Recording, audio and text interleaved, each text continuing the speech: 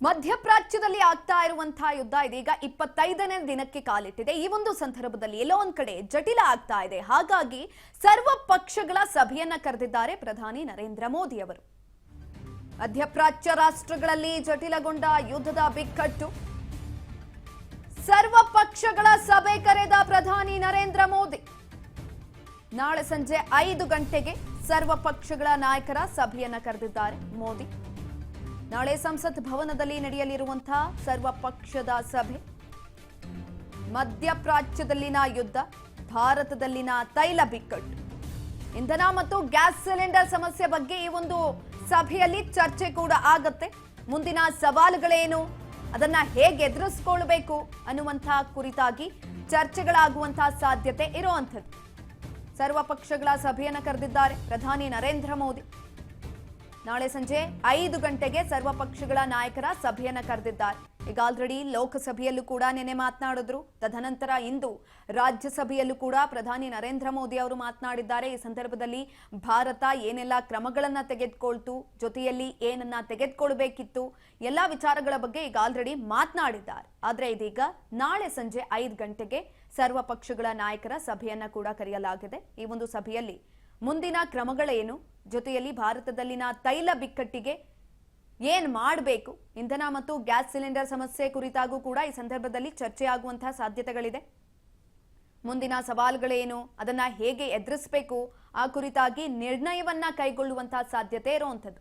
ನಿನ್ನೆ ಲೋಕಸಭೆಯಲ್ಲಿ ಮಾತನಾಡಿದಂತಹ ಸಂದರ್ಭದಲ್ಲೂ ಕೂಡ ಕೆಲವೊಂದಷ್ಟು ವಿಚಾರಗಳನ್ನ ಮುನ್ನೆಲೆಗೆ ತಂದಿದ್ದಾರೆ. ಇಂದು ರಾಜ್ಯಸಭೆಯಲ್ಲಿ ಮಾತನಾಡಿದಂತಹ ಸಂದರ್ಭದಲ್ಲೂ ಕೂಡ ಅದರಲ್ಲೂ ಕೂಡ ಬಹಳ ಮುಖ್ಯವಾಗಿ ಹಾರ್ಮುಜ್ ಜಲಸಂಧಿಯಲ್ಲಿ ಕಷ್ಟ ಆಗ್ತಾ ಇತ್ತು ವ್ಯಾಪಾರ ವಹಿವಾಟನ್ನ ನಡೆಸೋದಕ್ಕೆ. ಇಂಪೋರ್ಟ್ ಆಗ್ಲಿ ಎಕ್ಸ್ಪೋರ್ಟ್ ಆಗ್ಲಿ ಅದ್ಯಾವುದು ಕೂಡ ನಡೀತಾ ಇರಲಿಲ್ಲ, ಬಿಕಾಸ್ ಆಫ್ ಯುದ್ಧ ನಡೀತಾ ಇತ್ತು. ಆದ್ರೆ ಭಾರತದ ರಾಜತಾಂತ್ರಿಕ ನೀತಿ ತುಂಬಾ ಚೆನ್ನಾಗಿತ್ತು. ಹಾಗಾಗಿ ನಮ್ಮ ಭಾರತಕ್ಕೆ ತೈಲವನ್ನ ಹೊತ್ತ ಹಡಗುಗಳು ಕೂಡ ಬಂದಿದ್ವು. ಅದನ್ನ ಹೊರತುಪಡಿಸಿ ಭಾರತ ಯಾವೆಲ್ಲ ಕ್ರಮಗಳನ್ನ ತೆಗೆದುಕೊಳ್ತು, ಸರಿಸುಮಾರು ವಿದೇಶದಲ್ಲಿ, ಅದರಲ್ಲೂ ಕೂಡ ಮಧ್ಯಪ್ರಾಚ್ಯದಲ್ಲಿ, ಗಲ್ಫ್ ರಾಷ್ಟ್ರಗಳಲ್ಲಿ 1 ಕೋಟಿ ಜನರು ಭಾರತೀಯರಿದ್ರು.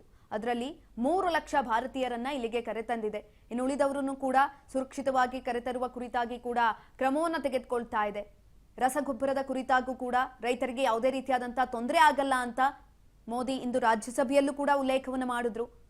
ರೈತರಿಗೆ ಯಾವುದೇ ರೀತಿಯಲ್ಲೂ ಕೂಡ ತೊಂದರೆ ಆಗಲ್ಲ, ಯಾವ ಸಮಸ್ಯೆಯನ್ನು ಕೂಡ ಬರೋದಕ್ಕೆ ಬಿಡೋದಿಲ್ಲ ಭಾರತ. ಇಸ್ರೇಲಿಂದ ರಸಗೊಬ್ಬರಗಳನ್ನ ರಫ್ತು ಮಾಡ್ಕೊಳ್ಳಲಾಗ್ತಾ ಇತ್ತು, ಆಮದು ಮಾಡ್ಕೊಳ್ಳಲಾಗ್ತಾ ಇತ್ತು.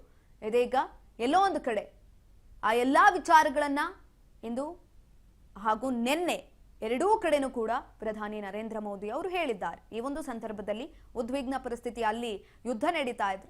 ನಾಳೆ ಸರ್ವಪಕ್ಷಗಳ ಸಭೆಯನ್ನ ಕೂಡ ಕರೆದಿರುವಂಥದ್ದು. ನಾಳೆ ಸಂಜೆ 5 ಗಂಟೆಗೆ ಸರ್ವಪಕ್ಷಗಳ ಸಭೆಯನ್ನ ಪ್ರಧಾನಿ ನರೇಂದ್ರ ಮೋದಿ ಅವರು ಕರೆದಿದ್ದಾರೆ. ಮುಂದಿನ ಸವಾಲುಗಳ ಬಗ್ಗೆ ಈ ಒಂದು ಸಭೆಯಲ್ಲಿ ಚರ್ಚೆ ಆಗುವಂತಹ ಸಾಧ್ಯತೆಗಳು ಕೂಡ ಇದೆ. ಅದರಲ್ಲೂ ಕೂಡ ರಾಜ್ಯದಲ್ಲಿ ಇಂಧನ ಮತ್ತು ಗ್ಯಾಸ್ ಸಿಲಿಂಡರ್ ಸಮಸ್ಯೆ ಅನ್ನೋದು ಜಾಸ್ತಿ ಆಗಿತ್ತು. ಹೋಟೆಲ್ಗಳು ಮುಚ್ಚೋಗಿತ್ತು, ಹೋಟೆಲ್ಗಳು ತೆಗೆಯೋದಕ್ಕೆ ಆಗಿರಲಿಲ್ಲ. ಕೇವಲ ವಾಣಿಜ್ಯ ಬಳಕೆಯ ಸಿಲಿಂಡರ್ಗಳಷ್ಟೇ ತೊಂದರೆ ಆಗಿರಲಿಲ್ಲ, ಅದನ್ನು ಹೊರತುಪಡಿಸಿ ಗೃಹ ಬಳಕೆಯ ಸಿಲಿಂಡರ್ಗಳಲ್ಲೂ ಕೂಡ ತೊಂದರೆ ಆಗಿತ್ತು. ಹಾಗಾಗಿ ಈ ಎಲ್ಲಾ ವಿಚಾರಗಳನ್ನ ನಡೆಯುವಂತಹ ಸರ್ವಪಕ್ಷಗಳ ಸಭೆಯಲ್ಲಿ ಚರ್ಚೆ ಮಾಡುವಂತಹ ಸಾಧ್ಯತೆಗಳು ಕೂಡ ಇದೆ. ಮಧ್ಯಪ್ರಾಚ್ಯದಲ್ಲಿ ಯಾವಾಗ ಪರಿಸ್ಥಿತಿ ಉದ್ವಿಗ್ನ ಆಯಿತು ಆ ಸಂದರ್ಭದಲ್ಲಿಂದಲೂ ಕೂಡ ಭಾರತ ತನ್ನ ನಿಲುವನ್ನ ತೆಗೆದುಕೊಳ್ತಾನೆ ಬಂದಿದೆ. ಇರಾನ್ ಒಟ್ಟಿಗೆ ಮಾತಾಡಿದೆ, ಇಸ್ರೇಲ್ ಜೊತೆನೂ ಕೂಡ ಮಾತನಾಡಿದೆ, ಅದ್ರ ಜೊತೆಗೆ ಅಮೆರಿಕ ಒಟ್ಟಿಗೂ ಕೂಡ ಮಾತನಾಡಿದೆ ಅಂತ ಪ್ರಧಾನಿ ಮೋದಿ ಅವರು ತಿಳಿಸಿದಂತೆ.